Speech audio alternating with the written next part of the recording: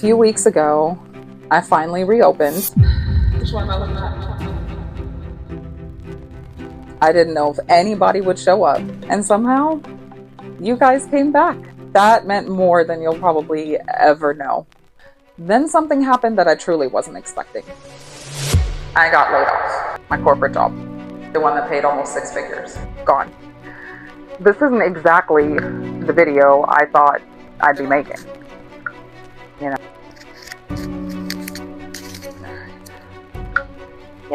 but maybe it's the one I needed to make. How's that? A year ago, I honestly thought my business might be over. Today, I got laid off from my almost 6-figure corporate job. For the second time. No, not my second layoff. It's my second time being laid off. By the same company. So I guess we're doing this.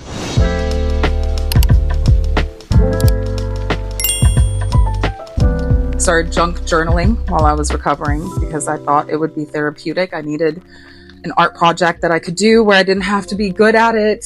Things didn't have to look perfect. And I am a chronic hoarder, so I did feel that would help me. Do not recommend major knee surgery ever in your life. In fact, I would encourage you to opt for what is it called? What's it called when they chop off? What do they call it when they chop off a limb? Not decapitated, that's your head. What do they call it when you chop off a limb? Dismember? That's not what they call it at the hospital. Whatever. I'm having a brain fart. I'm in perimenopause, so this happens a lot. I don't know that I'm going to get the word, but I'm sure y'all know what I mean. Opt for just time to cut it off. Just, you don't need the leg. You don't need it. I would honestly volunteer to have my leg chopped off if I had to have the surgery again. And I can say that because I've had the surgery twice on each knee, and both times. I think, fool me once, shame on you. Fool me twice, shame on me. So, not going to get me a third time. Amputation. That's what it was. So, as you can imagine, getting laid off with no notice, no warning, no inkling that was going to happen, and kind of suddenly losing your job security, that is scary. It's very scary and stressful. Having that 9-to-5 job, not only did it pay for my bills and support my family, but I was also, it's what made me be able to reinvest everything that I make from Studio Hela back into the business. And so now I don't have that to fall back on. So that's going to change how I run my business, and how I do things moving forward. It's really scary. I have adult responsibilities and adult bills, and those don't stop. But after the panic of all of that wore off, I realized something. I've spent years building everyone else's dream. Maybe it's finally time to build mine. I've always wanted Studio Hela to feel like the internet before everything became algorithms. I'm a millennial. I watched the birth of the internet. I got to enjoy it in its purest form. And it was I just remember having so much fun being a little preteen and playing Neopets and coding websites for my guild and my MySpace page, and, literally learning coding so I could make my cursor sparkle and play music when you open my little website. And I made little pixel animations and dolls and things like that, and read fan fiction all night. It's just that feeling of just a cozy little corner where we're all just trying our best, reading our little books, making cute little things, my little granny hobbies and granny crafts, and surviving adulthood together. That's in a nutshell what I'm trying to create, because that's what I come in this room to do, honestly. And I want everything on my website to kind of feel like a souvenir of that kind of world. It might not be real, but it feels real enough to me. Last year, I disappeared.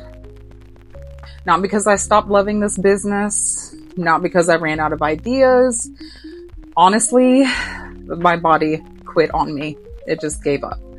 I had to have major knee surgery. I knew for several years that I was going to need to have this surgery.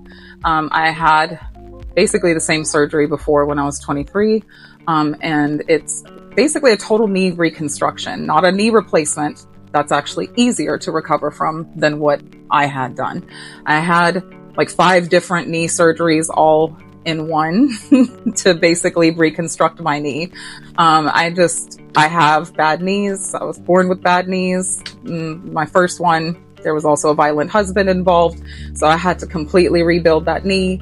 And then with this second surgery that I had last July, July of 2025, it was essentially the same surgery to reconstruct my knee. My knee had gotten to a point where I couldn't walk anymore. And I was in constant pain. And recovery for this particular surgery is 18 to 24 months for full recovery. So I am only 12 months in to this 18 to 24 month recovery. So I had to relearn how to walk. I'm still, in physical therapy. I still have a long way to go. For example, I still can't walk up and down stairs like a normal person. I have to do one leg at a time, leading with my normal knee, my strong leg. And so stairs are hard for me. They're exhausting and I take forever. I'm slow. I go up and down the stairs like a little grandma. So that's not fun. Still in daily pain. So unfortunately, the reality of what I have going on with my knees is that I will probably always have some level of pain and discomfort with my knees. My left one already has arthritis in it, and this one is gonna hurt me for a long time, but at least now it's more functional. I can actually walk and sit and do things, and I'm getting stronger every day. So, the hardest part about stepping away for an entire year, aside from the actual physical process of recovering, that was a lot of work because you're in physical therapy like 5 days a week. It's physically exhausting. But I was also burned out on running my business by the time I had my knee surgery. And it all just it's strange because my business was the busiest it had ever been. I was the most successful I'd been in a long time. I had such strong momentum. I was having, shop launches that were selling out on day one. I finally felt like I was getting somewhere. But to be honest with you, I did get really, really, really burned out. And I just had a lot of pressure that I put on myself. I wanted to keep growing, keep doing more. I had to come up with, I just felt like I have to make a bigger, better launch, and I was just constantly, stressing myself out. And I started, I think like the worse my knee got, the worse my self-confidence and stuff got too. I just felt so unsure and uncertain about everything. And once I realized I was no longer going to be able to delay this inevitable total knee reconstruction surgery, I'm gonna be honest with you, I sort of shut down and started going into like a pre-depression because, that's something a lot of people don't talk about. And I think fully prepare you for when you're getting ready, when you go through major illness or a major, accident recovery or something like that. Nobody really prepares you for the toll it takes on your mental health, because when you're laying in bed, unable to move, unable to do anything for yourself. You can't go to the bathroom by yourself. You can't wash yourself. You can barely feed yourself. I needed help with absolutely everything. And I felt so sad and so broken and so little and so helpless. And I hated it. I hated every minute of it. But I really, it was tough. The hardest part was missing my business. Even though I was burned out and kind of needed that break to, I think, get my spark back and, my creativity back. I was watching everyone else keep creating and I was yearning from that. I mean, my entire life I've always had some sort of creative outlet, some creative avenue. And when I was recovering, I had to focus all of my time and energy on that. And not creating was just killing me. It was just sucking my soul, to be honest with you.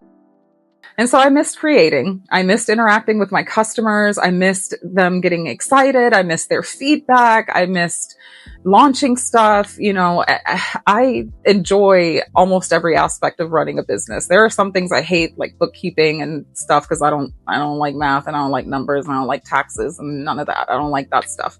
But the other stuff I love. I love stocking shelves. I love going supply shopping. I love packing orders. That's my favorite thing to do, is packing orders. It's so soothing and cozy and relaxing. So I missed it, and I couldn't wait to come back. But I knew it was going to take a long time. What I didn't expect was that a year after recovering and finally being back on track, reopening my business, working on some new products, and, rediscovering my creative spark, and seeing, if I could take my business in a different direction and all of that. I have been employed full time, all of this time. So I'm not a full-time content creator or even a full-time small business owner. I had a 9-to-5 job, that paid an almost 6-figure salary. And so, as you can imagine, that stability, I needed that. I was counting on that, it helped me reinvest money into my business, so that everything I made from my small business, I was able to reinvest, and keep doing that, to grow things. And now I've suddenly been laid off. I found myself laid off, with no notice, no warning. None of us were expecting it. My entire department got let go, and it was truly out of the blue. We were not expecting it. And this is my second time being laid off. Not my second time being laid off ever. Been laid off before. No. But this is my second time being laid off by the same company. Yes, you heard that right. By the same company. Twice. And it's just got me thinking, at this point, I feel like I don't know what's going on, because, a lot of what contributed to my burnout is just generally what's going on in the world outside. It's exhausting. I cannot predict what my life is going to look like 3 months from now. And I've been feeling like that since 2024. And it's only getting worse. And now I find myself as part of the, thousands of unlucky Americans who have lost their job unexpectedly again, through no fault of your own. And, the job market couldn't be worse right now. So I really feel like I don't have a choice but to lock in and get serious about my business and, growing my channel, growing my YouTube, engaging more, and just seeing what I can do on my own. I want to be able to support myself. I'm tired of getting laid off from somebody's company. I'm sick of it. There is no security in job security. I was the number one recruiter, for the quarter, for the year, and I still got laid off. Doesn't matter, So the same cannot be said though about building and creating something of your own. When I'm working on something that's for me, that's my own, I feel like I'm reinvesting into myself. And I think that is the only thing that my effort and work and determination, where, the fruits of your labor will pay off. You get what you put into it. And I would like to test that theory and try it out. I mean, lots of people have done it and succeed. So why not little old me? I have no idea what I'm doing, but it'll be fun to watch me, sink or swim. So, fuck it. Let's try this.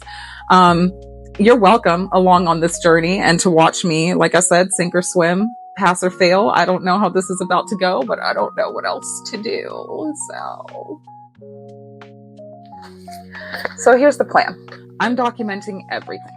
The wins, the mistakes, the really embarrassing moments. There's going to be a lot of those, I would imagine.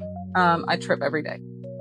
And hopefully building Studio Hela into something that can actually support my family. Maybe I'll fail.